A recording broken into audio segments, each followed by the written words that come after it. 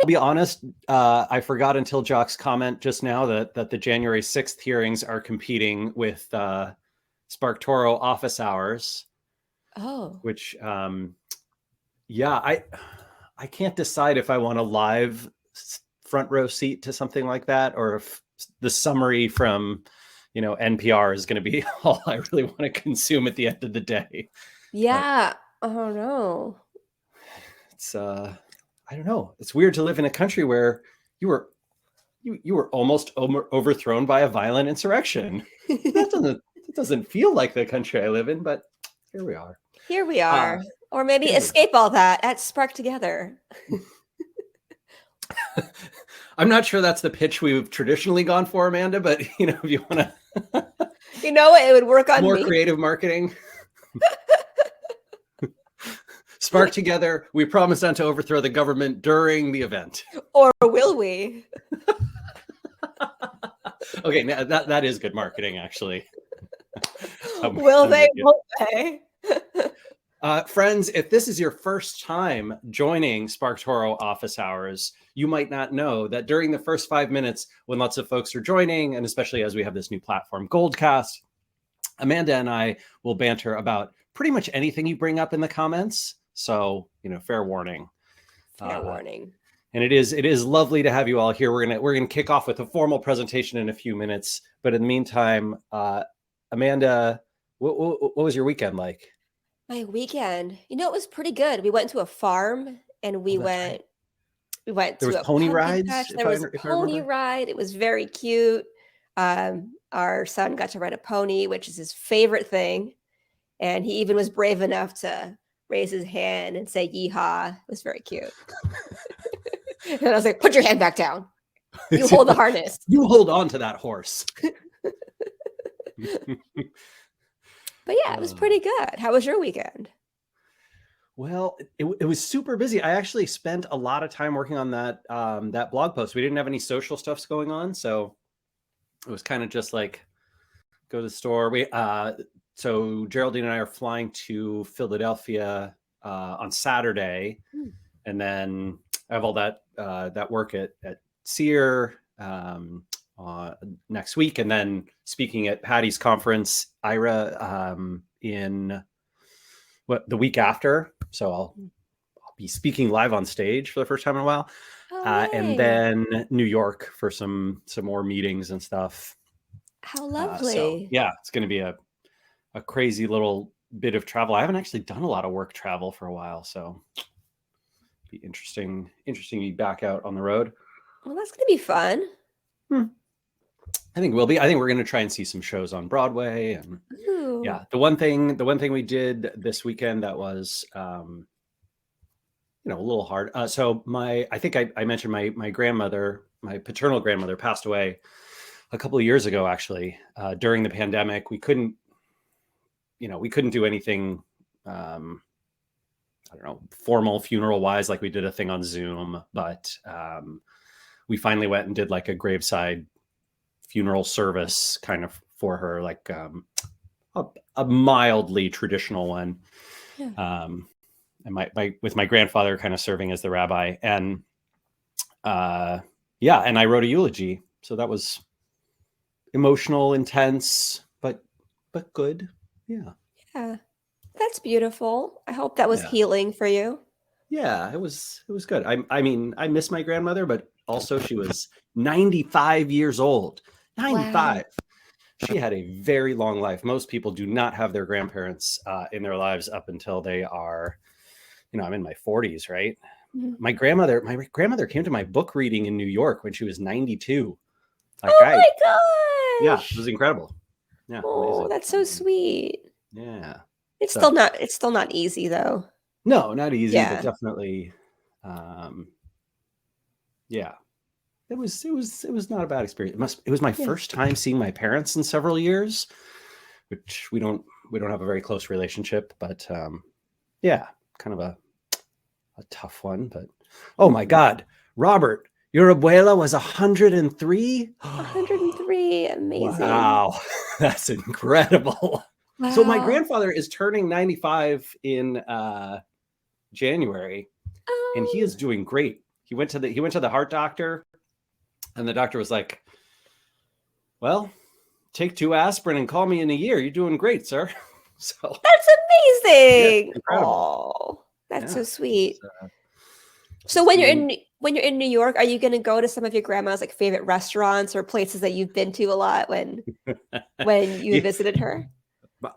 Oh man, Amanda, my grandmother's pickiness about restaurants was Oh, legendary. Legendary. There was not a restaurant in New York where she thought the music was quiet enough. Not one. oh. So So yes. Let's see. Ooh, that's an excellent question, Jen. I also have that. I haven't been to New York since before the pandemic, so I need the top restaurant tips, what to see, what to do. I think we are ready to get started. So Amanda, I'm going to let you kick us off. I'm going to grab my presentation here. All right. So I will go over some housekeeping here. So friends, thank you very much for just intuitively using the chat. It's always nice to see your faces and your words and your reactions. Feel free to keep using the chat all throughout the presentation. Maybe drop in your notes, questions along the way.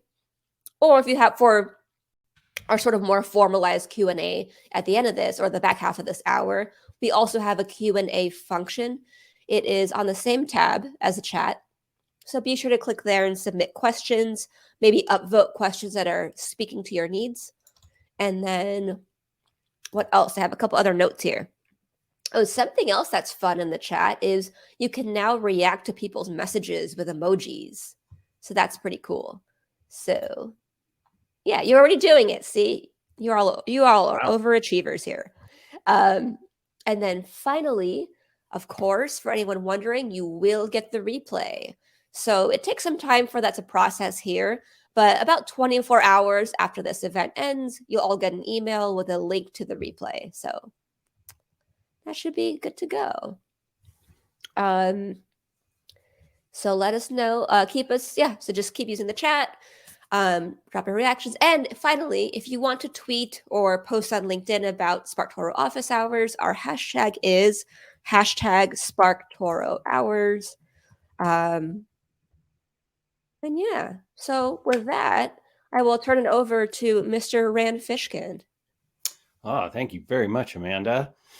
Friends, I have a lot to cover and a lot to get through. I want to prepare you, actually. So this is a presentation that very unusual for me. I don't do paid speaking gigs, but I was asked by a private company that owns a bunch of other companies, sort of a holding company, to present this to a bunch of their CEOs and executives over the summer to put together something like this. They made a large charitable donation, which was just lovely, to givedirectly.org, which is a wonderful charity. So I was thrilled to be able to do that. And it coincided with a trip I wanted to take anyway. So worked out great. So what I want to prepare you for is that this presentation is a little bit, I would say higher level than what you might normally expect from a SparkToro hours. Usually we're talking deep in the trenches of marketing strategy and tactics. This one, I'm going to be talking a little bit more about trends that affect overall sort of businesses, leadership, strategic decisions. I think you're going to have fun, though. I think it's going to be enjoyable. So let's kick off. All right. So this data here comes from Dentsu, who does a bunch of wonderful big picture sort of advertising and marketing universe data gathering. And in this case, they are showing us, you can see here, digital, television, print, et cetera. So digital obviously passed the rest of the marketing and advertising spend worldwide a few years ago. I think it was 2017, which might feel late to some folks, but interestingly, you can see that what's fascinating to me about a lot of this is other than print, which really fell off a cliff over the last 20 years, a lot of these have been pretty stable. So you can see print is continuing to decline, but out of home and radio and cinema and television are actually still weirdly growing. Cinema obviously took a hard hit in 2020, no surprise. But big picture, we're seeing growth in every ad medium except print, and skyrocketing growth in digital advertising, despite the sort of economic headwinds that we keep hearing about. So I'm going to talk a little bit about the macroeconomic picture and how I am as CEO at SparkToro, right? And how I would recommend that other folks think about that. But the other thing I was going to say here is that more buyers of advertising are still coming online. And I think that is an interesting observation. And that means higher ad prices and more competition for the ROI, for the ad space, because we're seeing plateauing web adoption, right? Essentially, there's just not that many more human beings to bring online in rich countries. We just, it's not happening, right? So, all right, let's talk about this first one. I think that this trend has been overblown a little bit, but I think it is a real trend. And the idea here is that you might have seen in some media and press this idea that social networking is dying, essentially that people are no longer using Twitter, LinkedIn, Facebook, Reddit, YouTube, TikTok, Instagram, etc., in the way that we have classically done it for the last about 12 or 15 years. And instead, rather than using these as a place to, I'm going to share my family photos, I'm going to connect with my friends, I'm going to chat with the people who I know in real life, we are consuming content like entertainment. So, I think the New Yorker did a big piece on this, from Cal Newport, that was quite interesting. And you can see this idea that Meta, right, the company that owns Facebook, has begun experimenting in this sector, and that TikTok is having a big impact on all the social networks, turning them into a little bit more of entertainment networks. I actually don't think they're having that much impact, on LinkedIn, but otherwise. I did take a look. So Hootsuite publishes some pretty good data on TikTok's ad audience, which you can see what that looks like.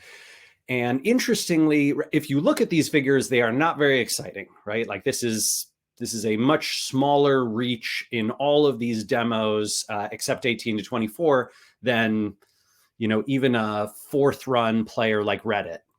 But I think what is expected is that the adoption by young folks will penetrate other markets just as they have before, right? So Facebook was initially adopted by youth almost exclusively, and then became popular with everyone else. Instagram similar, YouTube similar. And so the expectation is, well, if you fast forward out 10 or 12 years, maybe TikTok will be, as big as Instagram is today. And that growth is what they're looking at. You can also see it by country, right? So globally, worldwide, TikTok relatively small, but in some places the penetration is quite high. I do have questions about whether TikTok is going to survive Western regulation. So that, this is, there's lots of active discussions in especially the United States and Canada and Europe, the European Union, around whether TikTok's harm is uniquely dangerous, and also the incentive model. And this is somewhere where, let's see, I'll share my personal perspective, which is I don't think that today the Chinese government's ownership and control of TikTok is actively manipulating TikTok's algorithm and users in particular ways. But I don't think it's unreasonable to have the perspective that that's a concern long term. And here's what I mean by that. Basically, I am no big fan of Facebook or Mark Zuckerberg, but fundamentally, Mark Zuckerberg's incentives, right? His goal is make lots of money for Facebook. And to do that, he would like to see the United States remain, a big economic power, because that's where he's based, and that's where Facebook is based. Obviously, he would like to see the United States remain a democracy, probably one that can be influenced with money, because that's worked out for him so far. TikTok's owners have the opposite incentives. Whether and when that comes into play, tough to say. Yeah, so I have seen this 40% of Gen Z doesn't use Google for search and prefers TikTok or Instagram. Those numbers were presented in response to an antitrust case preemptively put forward by Google in a way that numbers from clickstream data providers do not back up at all. So I would just be very skeptical of that until you can prove it. Right? If you were able to go to SimilarWeb and see like, oh yeah, I do see that, the number of people searching for any given search term who are under the age of 25 on TikTok, like the number is bigger than the number is on Google, but it's not the case, right? It's like 1/100th as big. It's just a little bit of a trend that is interesting. Yeah, recipe search is the one that's almost always pointed out, and yet for whatever reason, right, the numbers don't back it up, right? So I think there's like this perception of behavior versus you can prove it with data. So I will say entertainment networks like TikTok and what Instagram appears to be becoming, and to a certain extent, I think Reddit and YouTube are already entertainment networks. I think they require different kinds of content, different kinds of investing. I think that especially for most marketers who are not B2C marketing to young folks, it's going to be a lot of investing and failing and learning and trying again. I don't think so. This is for sure true, right? When when WhatsApp was becoming incredibly popular in the 2010s, the media wrote about how it was going to kill search, right? Kill social. When social became really popular, they talked about how it would kill search, right? Google was going to die for years and years because of the growth of Facebook and Instagram, and people are using, social in this way. Search never killed email either. In the early 2000s, for those of you who are, in your 40s, 50s, 60s, you might remember all the articles about how search and Google was going to kill email. Yes, software and the web consume analog activities. No, they don't cause major categories to vanish. That is not what I've seen. The weirdest thing about anyone who says TikTok is, destroying or killing something else, you can see TikTok growing. What you can't see is a different thing dying, right? So Instagram's rate of growth is not as high as it was 4 years ago. Facebook's rate of growth is not as high. But what you can't show is like, oh, well, people don't use Facebook anymore. You look at Facebook's stats, from their public offer or their public statements, right, from their quarterly earnings, and it's like, yes, growth is down, but not usage. It's not dying. It's just not growing as fast. And I think that's what we're going to see as any of these new things come along. Also, I just want to point out, marketers, you don't have to lead. I don't think that's our job. I think our job is to follow our audience where they engage and how they engage, not to be there before they are. That I fundamentally don't think, if you're like, gosh, I'm in B2B chemical engineering software sales, someday my audience will probably be on TikTok. I should probably figure out how to invest in the channels where your audience is now, where they're paying attention now. You don't need to go be on the next hot thing. So many marketers wasted time on investing in VR and mobile apps that they didn't need to build, and all of these hot things. Web3. We need an NFT strategy. You don't, friends. You can wait until your customers and audience are there, and if they are already, great, go. But don't jump the gun. All right. Number 2, what about LinkedIn and Twitter, especially important for B2B marketers? Should those folks be looking elsewhere? So here's, some analysis from Gartner, which I'm not sure how much trust I totally have in Gartner or Forrester, but I will say in terms of budget allocation, you can see that a lot of it is pure digital SEO, social ads. I personally think website and email, that's where I'd put, 90% of my effort and interest. But I think that all the rest of these channels can and should be driving folks toward there. This is weird because I don't think this is what the media says, right? Like the media does not tell you Twitter is still growing, but it is, right? The quarterly numbers that come out, even after Elon Musk has tried to blow the heck out of Twitter, and they have reported, right, how badly that's hurt their growth and hurt their ability to invest in anything, and they can't recruit and their team can't focus, and right, all sorts of things are going bad with Twitter, but still growing. More and more people are using Twitter every day. So just keep that in mind. LinkedIn still growing as well. It's hard to believe that Twitter is growing faster than LinkedIn, but it is. I've certainly personally seen for whatever reason, the content that I put out has done much better on LinkedIn the last 2 years. And my content on Twitter has not performed as well, but I try not to be anecdotal about this. And I try to present like real numbers, right? And so this is Statista. I didn't include a link to them. I think Statista is horrible. They just scrape and copy other people's content. So I'm scraping and copying their content without attribution, just like they do. Turnabout is fair play, USOBs.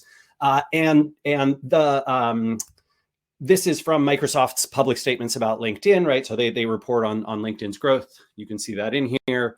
2018, 19, 20, pretty good growth years. Looks like slowing down a little bit.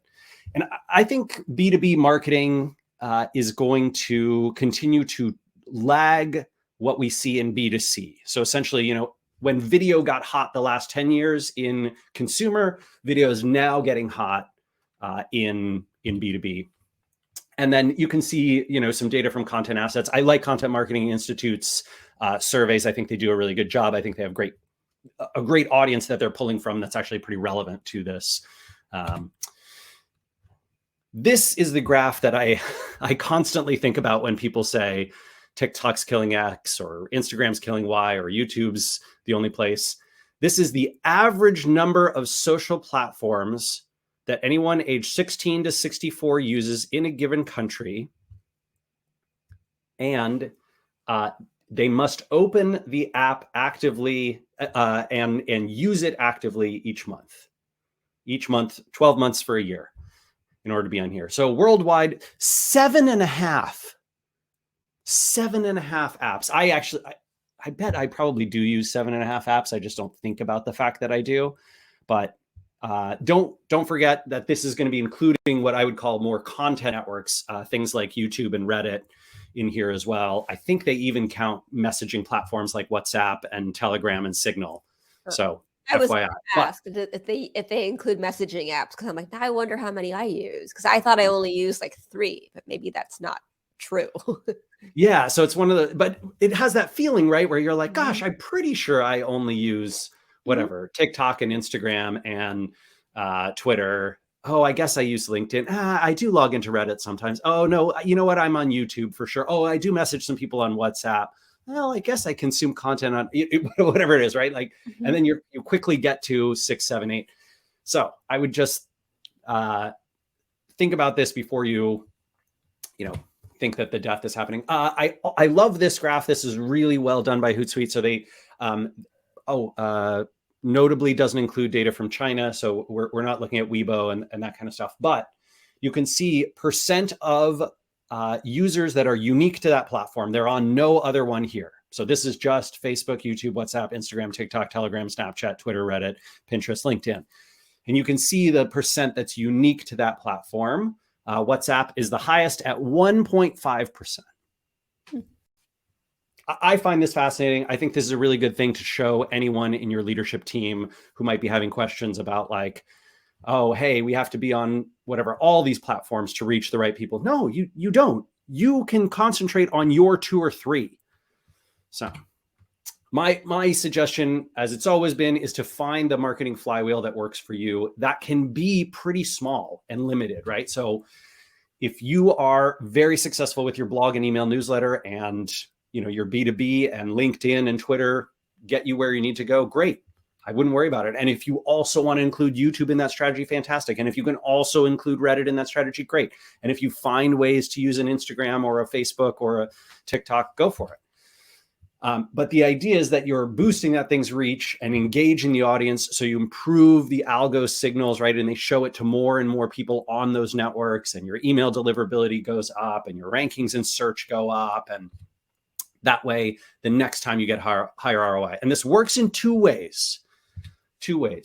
either this flywheel that you build using whatever channels and content is effective for you, either it scales with decreasing friction, meaning each subsequent investment, each time you do the thing, post your tweet or put up your blog post or send your email newsletter or run your webinar, it's easier for you, right? So that friction declines that way. Or it scales with increasing ROI. It's just as hard each time to do the thing, right? Like, gosh, man, it's a slog to get those blog posts out. It's a slog to put the webinar together, but the return on investment grows each time you do it. In the ideal scenario, both of these are true, right? It gets easier and the ROI increases. That's what you're hoping for. Okay, number 3 here. Government regulation, privacy issues, antitrust, right? We can talk about, like, is the death of cookies ever going to happen, or was that completely fake and Google's never actually going to kill them, but Apple is sort of hurting them so that Apple can grow its own ad business, which I think, by the way, is absolutely true. You can see Apple's revenue growing. I think that it was always, they never cared about privacy. They always cared about building a multi-billion-dollar ad business. In terms of governments, though, it's really, really hard to know what the government will actually do on this front. So, if you've read about this sort of FTC guidance or Canada's government proposal, I think it's probably actually more likely that Canada's proposals will go through than the US ones. It's probably more likely that California will lead the US, and then the rest of the US will follow sometime after. And when California implements something, because they're such a large proportion, a big portion of Americans and wealthy Americans, it tends to be the case that everything else follows. So the other big question I have is around regulation. So you've probably heard me talk a little bit about this, and I personally am in favor of some regulation of big tech.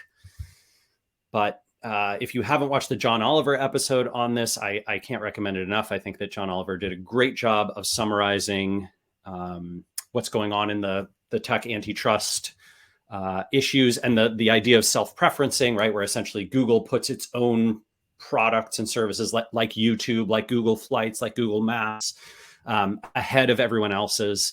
And yeah, I'm super impressed with them. I got to actually talk to one of the producers for the John Oliver show, and then they featured SparkToro on there, which was super cool. But I think very highly of the work that they're doing, not just because they talked about us.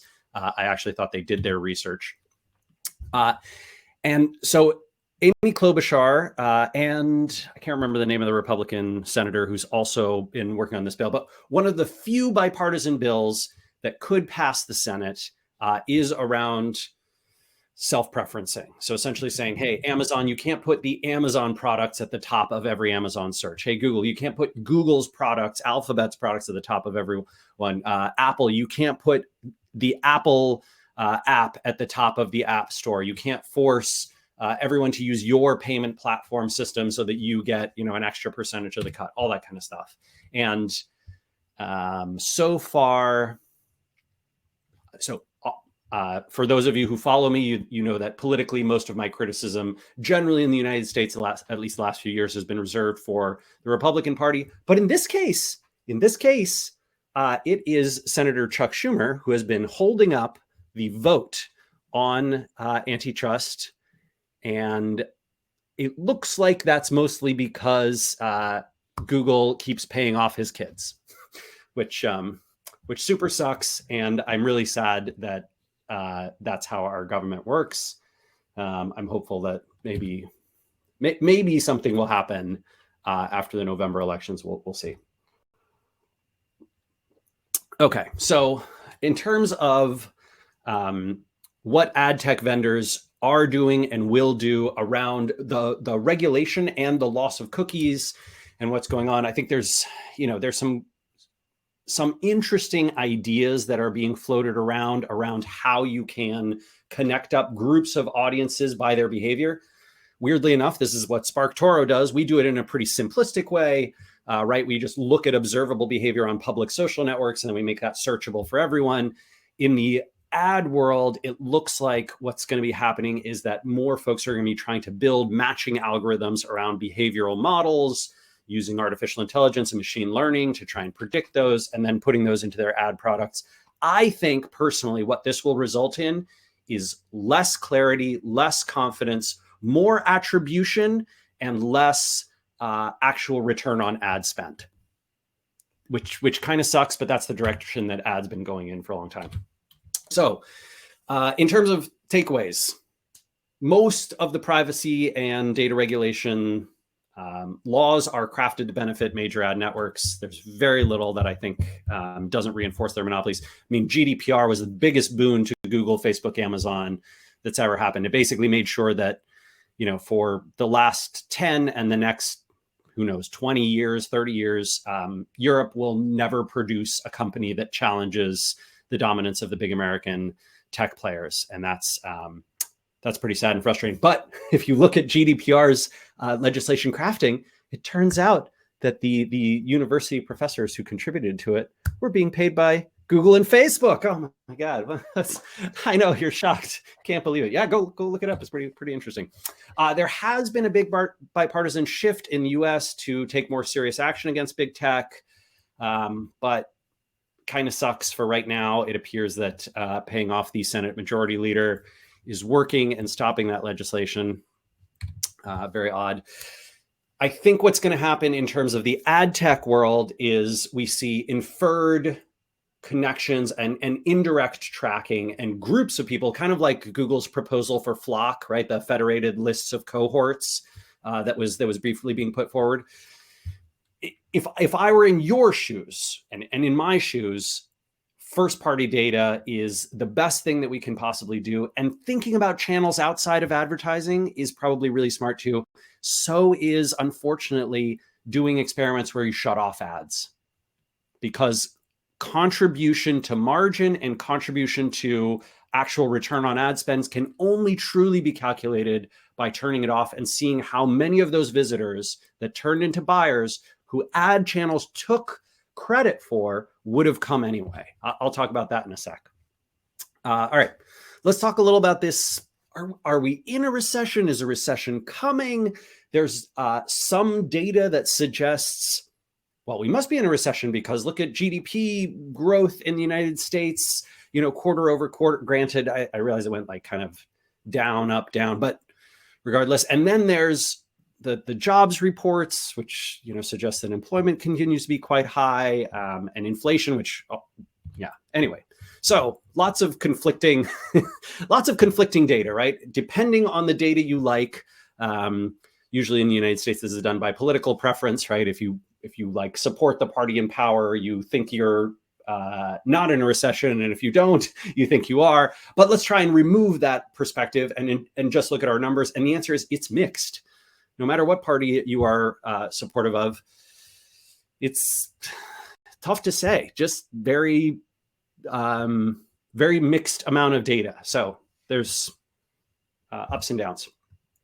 I do think what's really smart as a marketer is to understand how leadership teams, CEOs, executives, boards of directors, investors, if your company has them, if your clients' companies have them, if you're at an agency, how they think about marketing spend in recessions versus in growing economies.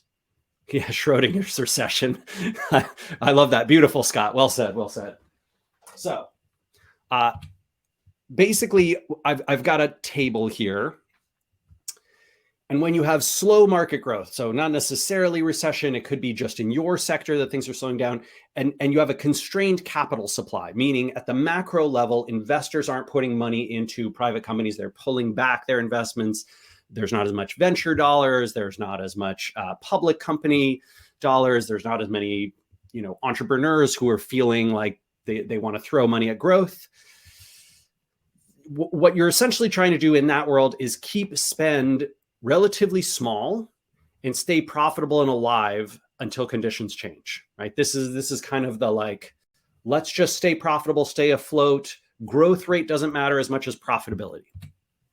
When you have rapid market growth, but constrained capital supply, for example, SparkToro, because of who we are and how we're built, our market is growing rapidly, right? Like the market for audience research is way bigger than SparkToro is. So it's just, massive, but we're quite constrained in our capital supply, as Casey likes to remind Amanda and I all the time.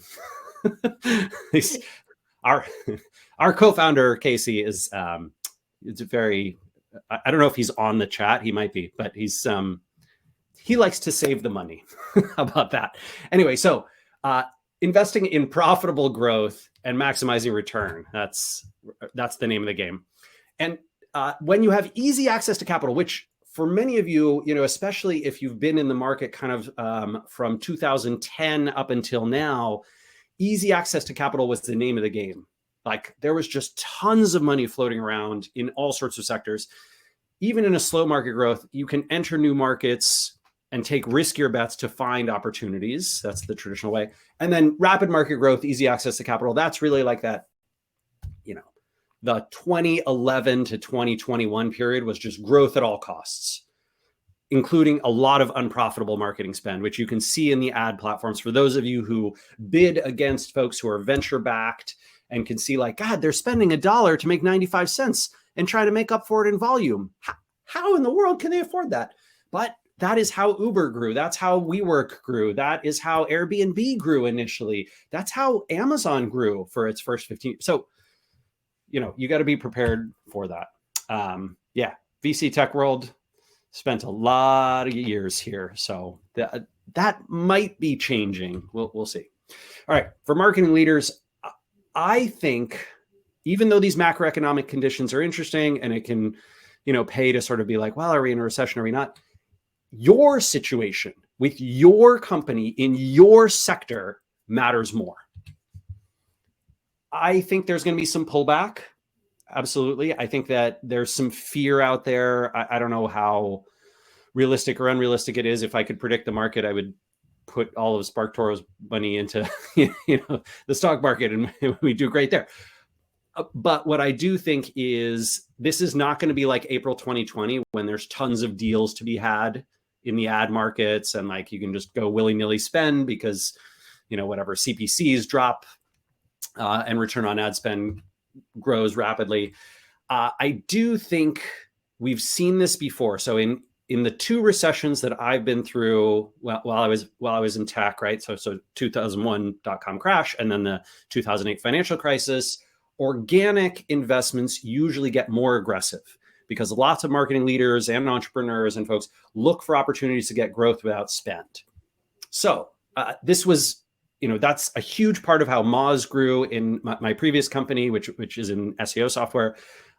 That company grew massively 2008, 9, 10, because lots and lots of businesses were looking for how do we pull back on spend, but still get traffic and conversions, and SEO was a huge part of that. All right, penultimately, let's talk about platform preferences a little bit here. So Amanda coined this concept of zero-click content, which has obviously been picked up by tons of folks. I mean, that Fast Company mention was just amazing, Amanda. That was awesome. Yeah. Wow. Super cool. So Fast Company's website was taken offline after they got hacked a little bit. When they put it back online, they talked about how Fast Company as a brand had used zero-click content. They didn't initially cite Amanda, but then the editor went back in and added a citation after it was noted that Amanda was the coiner of the phrase, which is so cool. So cool. I genuinely didn't expect it. I was kind of just like, yeah, I mean, that's fair. Maybe it has entered the zeitgeist and now they're using it.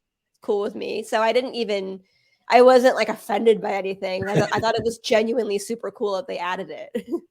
Yeah, it really was. I mean, it was a very Menchie move, as my people like to say. Mm-hmm. So basically what we're in this world of, when you look down that list from the Hootsuite analysis, the chart that I showed you earlier, every single platform now, Google is actually, even though I like to complain about how Google is taking a ton of searches for themselves, it is absolutely the case that Google is the most outlinking of all the places where you can get traffic on the web still. everyone else is prioritizing, massively prioritizing, keeping you on their website, right? YouTube does the thing where they, if you put in a description with a URL or a website link or whatever, they'll close it up to the point where the website doesn't show, right? It's just, yeah, the old Twitter logo, because I like it. I think big tech's motto has become, don't let people click out. Keep them inside your walled garden. TikTok, obviously is doing this a ton. So linkless posts, right? This is some data from a Hootsuite analysis, right? Linkless posts across networks tend to do better in terms of clicks and impressions and reactions, comments, shares, all of that kind of stuff. And you can see, I mean, this is how aggressive TikTok is getting. They are testing removing the bio link from user profiles. And in fact, my understanding is this is a rolling test. Some countries you don't have it at all. Sometimes they just don't show it.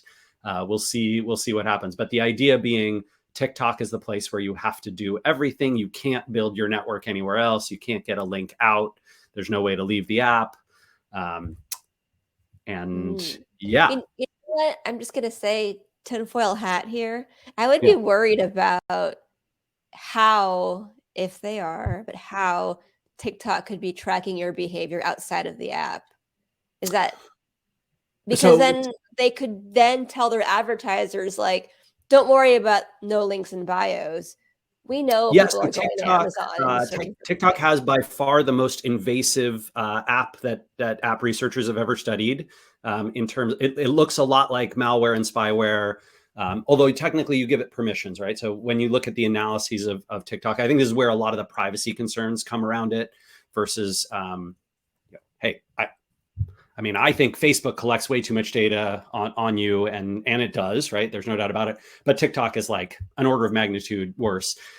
One of the things that it can do is it can keystroke log, and it's also able to see all of the URLs that your mobile device or whatever device it's on visits, even outside of the app, right? So TikTok basically has permission to see when you are browsing Google Chrome, what URLs do you visit, and that data comes back.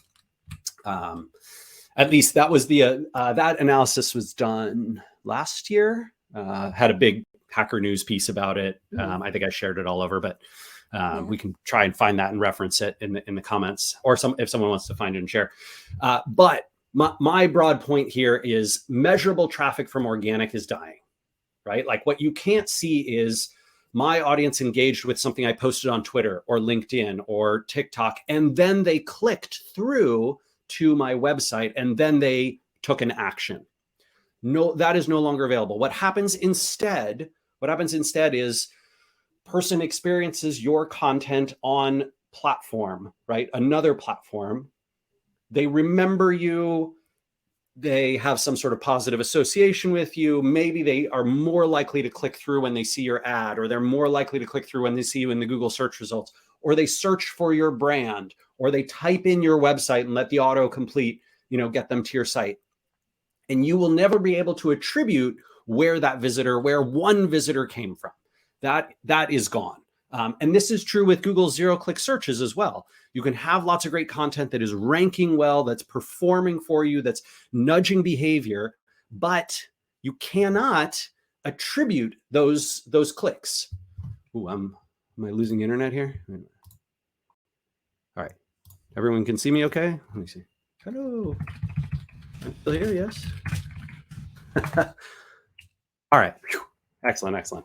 Wonderful. So, my suggestion, this is taken from Amanda's here too, is that essentially what you want to do is optimize for engagement streaks to get social visibility or entertainment network, content network visibility, followers, and then you're going to rely on those people to be branded through the content that you perform there. Sometimes you could take advantage of that with a message that gets people to actively search for your brand, search out something you're doing, click through, etc.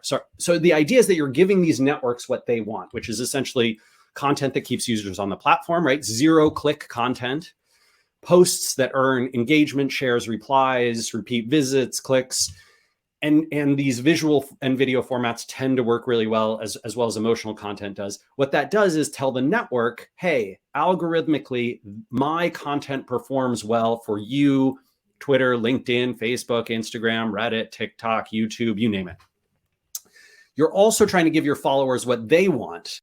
I find this one very frustrating, and I don't do a good job of it because I don't like to. I sort of choose to de-optimize my own social media accounts because I'm not personally into it. But in terms of a marketing recommendation, what I would tell you is, he is consistency of focus, right? So if your account is, if you look at my account, for example, it's sort of like marketing tip, book I liked, meal I cooked, funny thing that Geraldine did. It's very social media circa 2012, right? It has that like old school kind of feel of like Rand's just sharing all the things that are interesting to him. Oh, he liked this article about frogs in Costa Rica.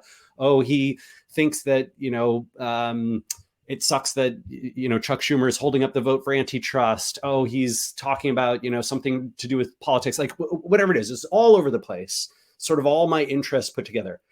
Not an effective strategy. Not what you should be doing on social media. If you want to maximize your algorithmic impact, consistency of focus, if you look through any social network, is what users prefer and what networks prefer to show you, right? I followed you because you share cute pictures of animals. Stop posting about anything that's not that, right? And that behavior has been something that folks have been trained to do. High controversy, belief reinforcing stuff tends to work really well. Easy to consume and process. So, the shorter the video, the more quickly engaging and quickly over it is. You can see that sort of attention span of, whatever, getting people to watch 5 minutes of video 15 years ago, or 2 minutes of video 5 years ago, or 30 seconds of video today. Difficult, right? Difficult. And I think that messaging and that sort of attention span, lack of attention span thing is going to be an ongoing trend. By the time 20 somethings are in their 60s, they'll be complaining that they can't hold attention for 1.5 seconds, and you really got to keep it under 0.9, right? So that'll just be it. The pattern that works for this: high engagement, non-promotional post, right? Try and get that engagement, do it again, then use your algorithmic reputation and do a promotion, and then build it back up, right? So the idea is that these high engagement, non-promotional posts earn that algorithmic engagement, and then these spend the reputation you've built with the network to bring people back to your site. Also, in the zero-click content world, I really like, I think Amanda showed this example you did in your webinar as well. This is from CrowdCow, a local Seattle company. But look at that. This is the type of behavior that you're optimizing for, that you're essentially trying to get people to say, wow, I need to Google the reverse sear. And this is such a good example too, because something like that is like, ooh, what, like that's an expert thing, or like they definitely know what they're talking about. So it's also affinity building with your audience. Yes, absolutely. Exactly. Yeah, you're trying to build that affinity. You're trying to build memorability. You're trying to build engagement. You want more people to follow you, more people to comment, more people to share, more people to like, but not click. The click behavior is something that, frankly, very, very difficult. So if CrowdCow said link in bio, this post would do much worse, right? But what they center it on is the very quick engagement, reverse sear ribeye, beautiful picture. Like, oh man, I see that toasty thyme and the garlic in there. Whew, that looks really good. By the way, I made steak with miso butter over rice last night, donabe rice. Oh, it's so good. It was so good, Amanda. Got that like beautiful sear on the steak too. Hot tip. You know what I did? I used ghee. Yes. Indian ghee. Yeah, yes. because the ghee, the smoke point of ghee is so much higher, so you can get a really great sear on a high quality piece of meat. Okay, all right. Anyway, back to staying on topic. In some cases, it is more effective to rely on existing sources of influence and reach your network rather than trying to build your own. So SparkToro, for example, right? When I left Moz, I had, an email list with 1 million people on it and 30 million visitors a year. And now I'm going to SparkToro. Great. I have 0 people that I can reach. And so a ton of what I did, of the marketing that I did for the first, year and a half before Amanda joined, was using other people's networks who reach the audience that I needed to reach and marketing through them, right? Being on their podcast, being a guest on their videos, doing webinars for them, writing blog posts for them, writing editorials and guesting, going to their conferences and events, marketing through those sources of influence that already reach my audience. If you find the people that are in your audience and can identify, oh, look, this percent of my audience engages with them, then the step is easy, right? You go and find the shared value between, I want this source of influence that I know reaches my audience to amplify my brand. What could I do with them that would earn me that coverage, right? Could I be a guest on their podcast or a speaker or get in their email newsletter or publish research they cover or join survey or get quoted in one of their articles? This is the process, right? This is how SparkToro was built. And yeah, there you go. Like we do no paid media so far. We do virtually no SEO. I'll show you in a second. Instead, we're trying to find our audience's sources of influence and be in those places, right? That's how SparkToro grows. That's how people find the free version of the tool and sign up and check it out. Last one before we wrap up. All right.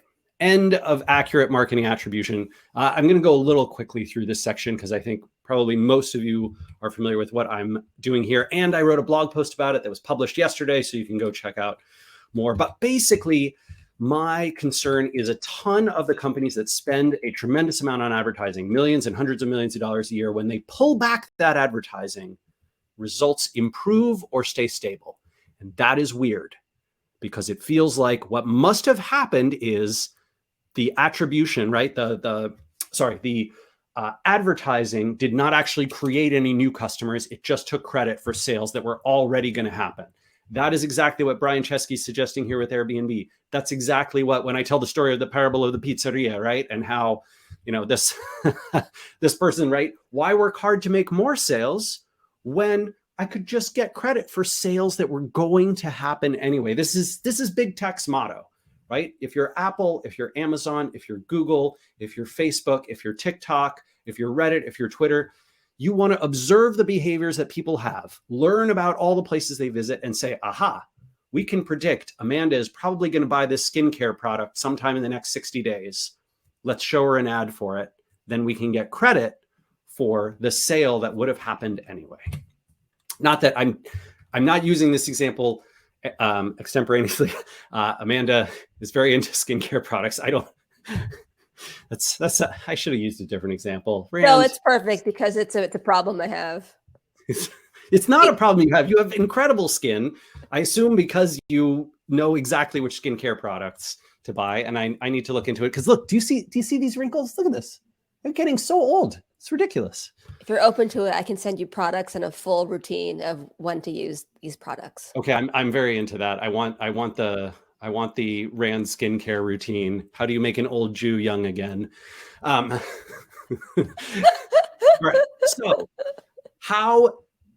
I think one of the big problems is when Google shows you, hey, we showed your ad to 50,000 people and 3,212 of them ended up buying something from you. You show that to management and they give you more budget to invest. And when you say, hey, we got on a bunch of YouTube channels and podcasts and we did these guest editorials. Yeah, well, how many visitors do we get? Oh, we can't track that. No more investment. No more investment. That, I think the attribution is the biggest problem. It's the biggest reason why I hear marketers say, I know it works, but I can't get buy-in from leadership to do it. So, okay, here's how I think about it. Ignore the visit one for now. Basically, there's awareness. An audience learns about your brand through some channel that can't be attributed, right? You heard about Crowd Cow today on the SparkToro, office hours webinar. There's no way in the world Crowd Cow, Ethan and Joe are going to be like, who knows how they heard about us? You measure it with impressions, right? You essentially say, hey, we saw, I'm going to look at my BuzzSumo tracking of my brand mentions across places. I'm going to look at my, impressions in podcast episodes and downloads. I'm going to look at YouTube views. I'm going to look at Twitter analytics. Then there's interest. People who want more info search for your brand or type in your website. And you can measure that with search volume, branded search volume. Like I go to Google Trends or I go to my Google Search Console and I look at how many people search for SparkToro. Hey, there was a spike this day. What was that? Oh, it's probably this podcast, but can't be sure. That's okay. I just know that I'm seeing the lift as I've made these type of investments. And then there's visits, which are often labeled direct and type in or come from branded search. And you measure those exactly that way. When you see a direct visit or a type in visit, that is unattributed brand, and brand investments, brand marketing should get the credit for that. And then there's familiarity lift. More people are familiar with my brand. They've heard positive things about me out in the universe. And so they are more likely to engage, click, and convert. And so you measure that with overall lift, traffic lift, click-through rate lift, conversion rate lift. If you see those lifts, you can attribute them there. Is this perfect? No way. No way this is perfect, but it is a model for doing it. Look at SparkToro. This is from our Google Analytics. This is absolutely insane. 64% from direct. That's almost all of our, right? 2/3 of our traffic comes from direct, which means no attribution whatsoever. People typed in SparkToro.com or they came to us through dark social. And 50% of all our search clicks are for branded terms. You know what's crazy about the 2 users from paid search? We didn't pay for them. Someone else must have run an ad for SparkToro and sent us 2 visits. I don't know who. Who was that? Huh? And there's no way we can know that? No, I mean, that's hilarious. Yeah, pretty weird. So watch, it was me. The idea here, right, is that you're trying to build a framework for these hard to measure investments: brand interest, social engagement, website traffic, subscribed audience conversions, right? This is your model that you're essentially looking at here. Branded search and third-party networks like all the content networks, entertainment networks, social networks, that's your top of funnel. And then there's the middle of the funnel where there's some activity that you can see. You can't attribute it directly to the top of funnel, but you know that there's lift in, email signups. You know that there's lift in total reachable audience and how many followers you have. And then bottom of funnel is, whatever it is, a free account sign up or a sale, right? A conversion point. And you're trying to measure how did the ones at the top correlate to the ones at the bottom. When we make bigger investments in, brand marketing, does that grow our branded search? And when and how much does that have an impact on conversions? So I built this. It's a pain in the ass. It was really a pain to build this. Took way too long. I don't know if I should have done it, but it was an interesting thing. One of the things that it taught me is I cannot show a correlation in the same month where lots of brand activity and social engagement happens that it has a direct impact on our funnel. My belief, yes, I can share a template. It's in that blog post that Amanda shared earlier. And the way that this works is essentially, for us, is that I think what happens is a time delay. So for example, October has lots of social engagement. And then the next 3 months, you can see a lift in conversions and email signups and that kind of thing. It's a long process. It doesn't happen right away. All right, for marketing leaders, if your team has no zero-click content strategy, it's going to be rough, friends. I think everyone has to plan for this. If you want to do social media marketing, content network marketing, entertainment network marketing, you've got to be able to play well inside walled gardens. You probably need an analytics system to measure latent lift from these hard to measure marketing channels. If you don't, you're going to lose out to the competitors who are doing it, who can figure it out. Dark navigation is here, and it is the future. If you don't pay for traffic, you should expect that you won't be able to attribute sales and revenue and lift from it in the future. But you can measure return on investment in those channels at a broad level. All right, friends, my last note here is, if you haven't heard about it yet, November 10th, we are sharing some incredible stories from absolutely insanely cool marketers. We just got on board Dan Shapiro, the founder of Glowforge, co-founder of Glowforge, is going to be sharing their story about how the business basically almost died at the start of COVID and then had their biggest growth year ever off of a product-led marketing initiative, and how that made I don't even know, $100 million, $200 million, like just crazy amounts of, he's going to show the real numbers, and just like all the presenters, lots of crazy confidential information will be shared one time only, not recorded. So unlike office hours where Amanda will tell you where you can get the recording, but Spark Together, there's no recording because our speakers need the ability to share without being quoted. So I recommend you join. I think it's going to be one of the best things we've ever done. Thanks a ton, Amanda. What else have we got for folks here? What else? Maybe I'll just say, if you all are having trouble expensing Spark Together, drop us a note. We'll send you a template for it. I'm also going to send an email campaign on this next week. But basically, I'm going to write this email as though I were asking Rand if I could expense something. So, which is sometimes maybe write it as if you were asking Casey. That's the one. Yeah. Spanish support. Okay, Spanish support in SparkToro. Excellent question, Joe. That is the next language we're working on. We tried German. Germans are surprisingly quiet on the internet, at least not nearly as active in as much quantities as what we need to be able to get great data. But Spanish language, turns out Spanish speakers very active online. So we think we'll be able to build something really great there. Hopefully launching Q2, I'm guessing, of next year. That would be my guess. Cool. So we're just past the hour, but we do have some Q&A. Can we go until 12:15? Yeah, let's go for another 10 minutes. That's great. Okay, so I will, oops, I need to stop sharing this ticker. Okay, got a couple questions here.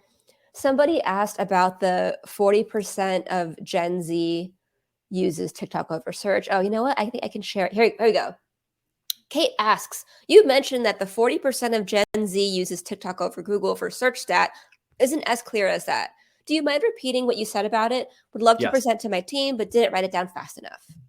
Yeah, so that statement came from someone who works at Google in response to Google as a search monopoly accusations. And so they were trying to say, hey, we've done some research and Google's not a monopoly in search. Look, lots of young people use TikTok for this search purpose.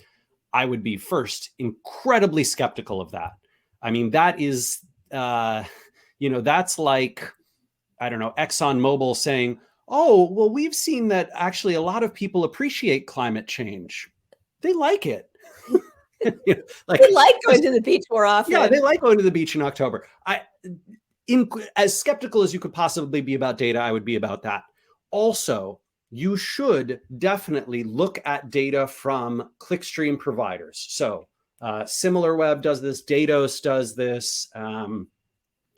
There's a few other clickstream data providers. And what they can do is look at, hey, across the entire internet, all the devices, we have 100 million devices, right, that send us all the URLs that they visit.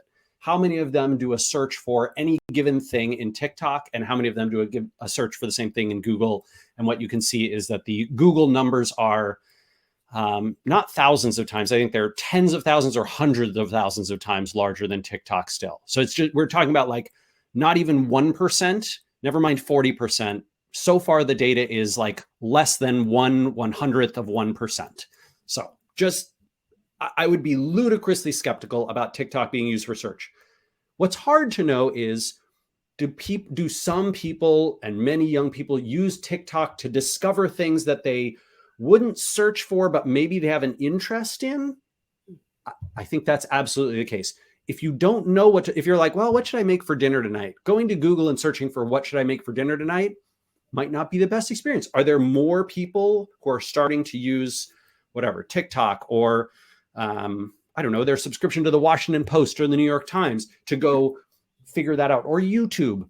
Yes, probably. Did they go to the subreddit, the cooking subreddit, and get inspired there and then save recipes? Sure, fine. So in terms of that data around discovery and interest versus search, yes, Google is not a discovery and interest engine yet.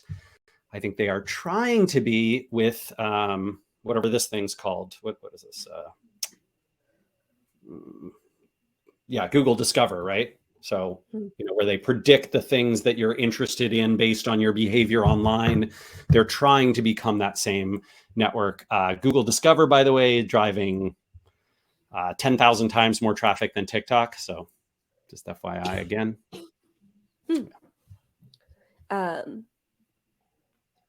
This question comes from Mo in the, oops, I pressed the wrong button. Okay, wait. Mark unanswer. Sorry. This is a me problem because I wanted to share it on the thing. Okay, Mo asks, in the flywheel diagram early on, you mentioned that things either get easier or more fruitful. What does easier look like? I'm not sure I fully understand why, for example, writing a blog post would get easier over time.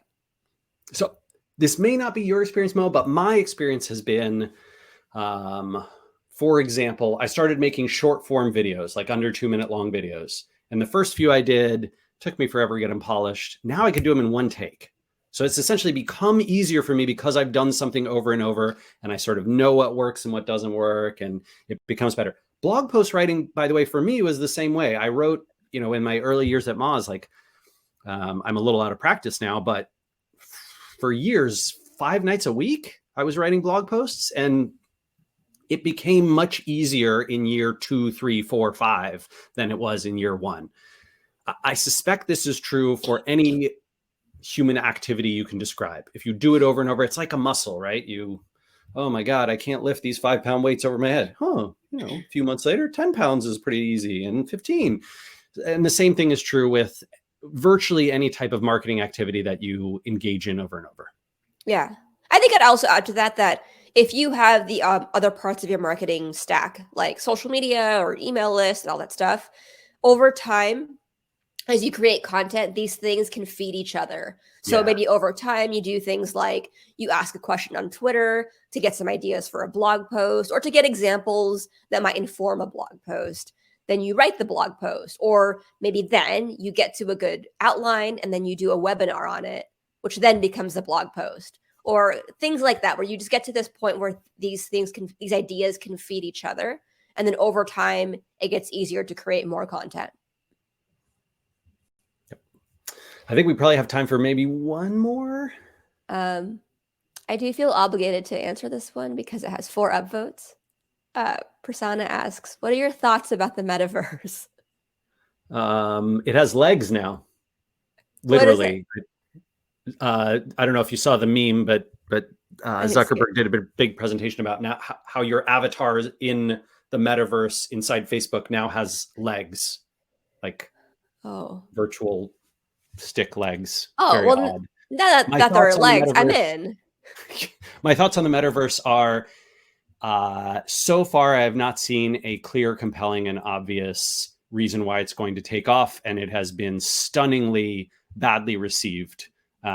If you compare it to anything, even something like a lot of Web3 stuff, crypto stuff, NFT stuff, which had a niche following, but it did gain some popularity. Like I'm skeptical of it reaching the mainstream, but it did have some popularity. It's obviously declined significantly the last 9 months.